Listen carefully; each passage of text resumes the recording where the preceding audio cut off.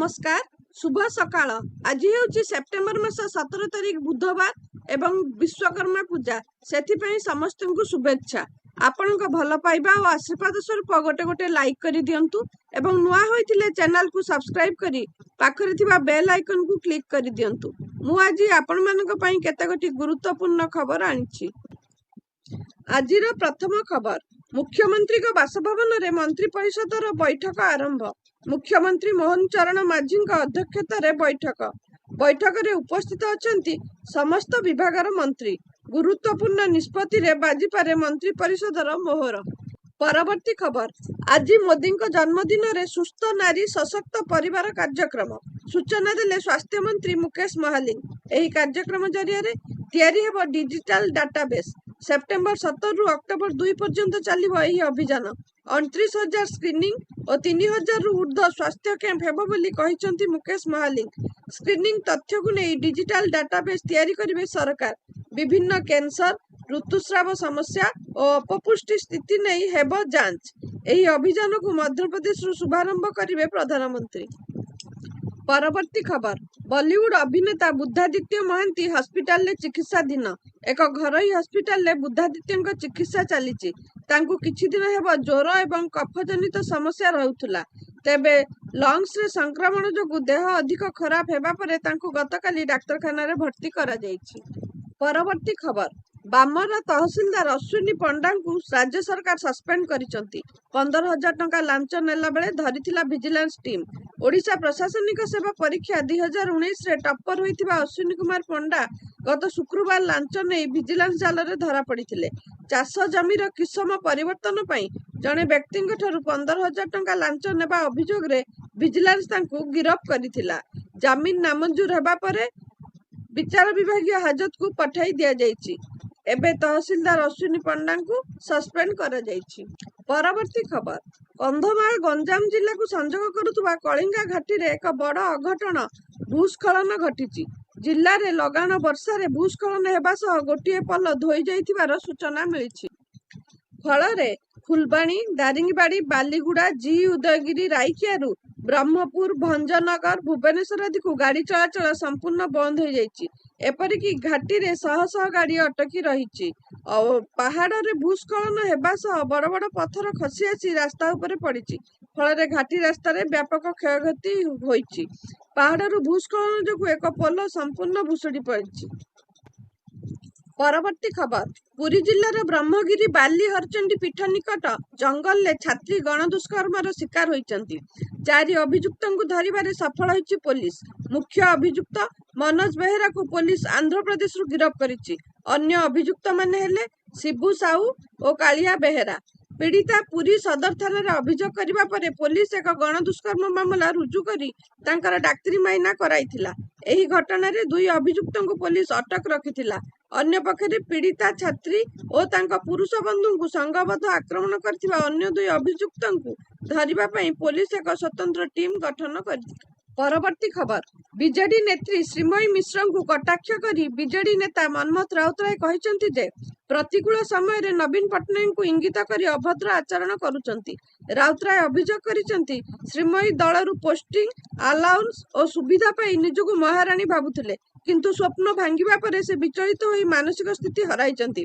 से तांकु मॉडर्न जुगर मंथर आख्या देई कहिसंती से निज स्वार्थ पई दल रे विभेद सृष्टि करचंती। राउतराय मजालिया ढंगरे कहिसंती श्रीमयी मानसिक स्वास्थ्य पई बीजेडी डाक्तर पठाइबा उचित। परवर्ती खबर, संबलपुर कुचिंडा तहसीलदार मिताली मधुस्मिता दलई को चाकरी निलंबन करचंती राज्य सरकार। जमी जमा मामला रे पक्षपातिता करिथिबा अभियोग रे राजस्व विभाग पक्षरु तांकु निलंबन करा जायछि। एभली पक्षपातितार शिकार होइतिबा राजेश अग्रवाल नामक जने स्थानीय बासिंदा न्याय पई मुख्यमंत्री के समेत राज्य सरकार, राजस्व मंत्री और उत्तरांचल राजस्व आयुक्त निकट में गुहारी करथिले। सूचनायोग्य, कुचिंडा मंदिर छक विशिष्ट व्यवसायी जगदीश लाल सेठ परलोक परे तांको नाम रे थिबा 10 एकर जमी भागबंटा आवेदन विचाराधीन रहिथिला। उक्त जमी रे 27 जन दाबीदार थिबा बेले तहसीलदार दलई चंचकता करी सेथिरु 29 डिसमिल जमी को आरआई 2024 नवेम्बर 19 रे तदंत रिपोर्ट नंबर 660 आधार रे मात्र 4 जन दाबीदार जीवित थिबा दर्शाई पट्टा प्रदान करथिले। एपरिक राजेशଙ୍କ परिवार कहीं जीवित नथिबा संपृक्त आरआई रिपोर्ट देइथिबा दर्शाई तहसीलदार दल पक्षपातिता पूर्वक राजेशଙ୍କ 4 जन प्रतिपक्षଙ୍କ नामରେ पट्टा प्रदान କରିଥିଲେ। ଏହାକୁ ବିରୋଧ କରି ରାଜେଶ ମୁଖ୍ୟମନ୍ତ୍ରୀ, ରାଜସ୍ୱ ମନ୍ତ୍ରୀ ଓ ଉତ୍ତରାଞ୍ଚଳ ରାଜସ୍ୱ ଆୟୁକ୍ତଙ୍କ ନିକଟରେ ଅଭିଯୋଗ କରିବାରୁ ସୋମବାର କୁଚିଣ୍ଡା ତହସିଲଦାର ମିତାଲି ମଧୁସ୍ମିତା ଦଳେଙ୍କୁ ଚାକିରିରୁ ନିଲମ୍ବନ କରାଯାଇଥିବାର ସୂଚନା ମିଳିଛି। ପରବର୍ତ୍ତୀ ଖବର, ଶ୍ରୀମନ୍ଦିରରେ ପରୀକ୍ଷାମୂଳକ ଭାବେ ଧାଡି ଦର୍ଶନ ବ୍ୟବସ୍ଥା ସେପ୍ଟେମ୍ବର 15 ତାରିଖରୁ ଆରମ୍ଭ ହେବ ବୋଲି ଆଇନ ମନ୍ତ୍ରୀ ପୃଥ୍ୱୀରାଜ ହରିଚନ୍ଦନ ଘୋଷଣା କରିଥିଲେ। ହେଲେ 15 ତାରିଖ ବିତିଥିଲେ ମଧ୍ୟ ଧାଡି ଦର୍ଶନ ଆରମ୍ଭ ହୋଇପାରିଲାନି। ଆସନ୍ତା 7 ତାରିଖରୁ କାର୍ତ୍ତିକ ବ୍ରତ ଆରମ୍ଭ ହେବ। ତାହା ସହ ପୁରୀରେ ପର୍ଯ୍ୟଟନ ଋତୁ ପାଇଁ ପର୍ଯ୍ୟଟକଙ୍କ ଗହଳି ମଧ୍ୟ ଜମିବ। ଏଣୁ ଏହା ପୂର୍ବରୁ ଧାଡି ଦର୍ଶନ ବ୍ୟବସ୍ଥା ନ ହେଲେ ଏହାକୁ ପରେ କାର୍ଯ୍ୟକାରୀ କରିବାରେ ଚ୍ୟାଲେଞ୍ଜ ସୃଷ୍ଟି ହେବ।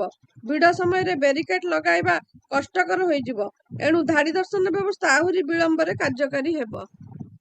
ପରବର୍ତ୍ତୀ ଖବର, ସଂସ୍କୃତି ଏବଂ ପର୍ଯ୍ୟଟନ ମନ୍ତ୍ରୀ ଗଜେନ୍ଦ୍ର ସିଂ କହିଛନ୍ତି, ପ୍ରଧାନମନ୍ତ୍ରୀ ନରେନ୍ଦ୍ର ମୋଦି ପାଇଥିବା 1300ରୁ ଉର୍ଦ୍ଧ୍ୱ ଉପହାର ଗୁଡ଼ିକର ଆଜିଠାରୁ ଅନଲାଇନରେ ନିଲାମ ପ୍ରକ୍ରିୟା ଆରମ୍ଭ ହୋଇଛି। ନୂଆଦିଲ୍ଲୀଠାରେ ପ୍ରଧାନମନ୍ତ୍ରୀଙ୍କ ଉପହାର ଇ-ନିଲାମୀ ପ୍ରକ୍ରିୟାର 7ମ ସଂସ୍କରଣରେ ଉଦ୍ବୋଧନ ଦେଇ କେନ୍ଦ୍ରମନ୍ତ୍ରୀ କହିଛନ୍ତି, ଏହି ଉପହାର ଗୁଡ଼ିକ ମଧ୍ୟରେ ବିଭିନ୍ନ ପଟ୍ଟଚିତ୍ର, ହସ୍ତଶିଳ୍ପ, ଭାସ୍କର୍ଯ୍ୟ, ଦେବଦେବତାମାନଙ୍କର ପ୍ରତିମୂର୍ତ୍ତି ତଥା ବିଭିନ୍ନ ଖେଳ ସାମଗ୍ରୀ ଅନ୍ତର୍ଭୁକ୍ତ ରହିଛି। ପରବର୍ତ୍ତୀ ଖବର, ଭାରତର ପୂର୍ବତନ କୂଟନୀତିଜ୍ଞ ପ୍ରୀତି ଶରନ ଜାତିସଂଘର ସମ୍ମାନଜନକ ଆର୍ଥିକ, ସାମାଜିକ ଓ ସାଂସ୍କୃତିକ ଅଧିକାର କମିଟିର ଅଧ୍ୟକ୍ଷ ନିର୍ବାଚିତ ହୋଇଛନ୍ତି। ସଦସ୍ୟ ରାଷ୍ଟ୍ରଗୁଡ଼ିକ ଦ୍ୱାରା ଅର୍ଥନୀତି ଓ ସାମାଜିକ ଅଧିକାର ଉପରେ ଆନ୍ତର୍ଜାତୀୟ ଅନୁବନ୍ଧନଗୁଡ଼ିକର କାର୍ଯ୍ୟକାରିତାକୁ ଏହି କମିଟି ତଦାରଖ କରିଥାଏ। ପ୍ରୀତିଙ୍କର ଭାରତୀୟ ବିଦେଶ ସେବାରେ 36 ବର୍ଷରୁ ଉର୍ଦ୍ଧ୍ୱ କ୍ୟାରିୟର ରହିଛି।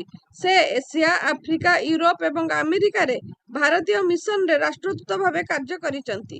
ପରବର୍ତ୍ତୀ ଖବର, ଉତ୍ତରାଖଣ୍ଡରେ ମୌସୁମୀ ତାଣ୍ଡବ ରଚିଛି। ଡେରାଡୁନ୍ର ଶସ୍ତଧାରାଠାରେ ବାଦଲ ଫଟା ବର୍ଷା ଯୋଗୁଁ ଅରାଜକତା ଦେଖାଦେଇଛି। ଅନେକ ଲୋକ ନିଖୋଜ ଥିବା ସୂଚନା ମିଳିଛି।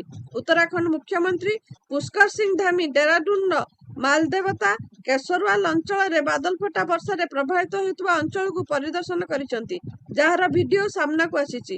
ଭିଡିଓରେ ଦେଖାଯାଉଛି ଯେ ମୁଖ୍ୟମନ୍ତ୍ରୀ ଧାମୀ ଜେସିବିରେ ଚଢ଼ି ଅଞ୍ଚଳ ପରିଦର୍ଶନ କରିବାକୁ ଯାଉଛନ୍ତି।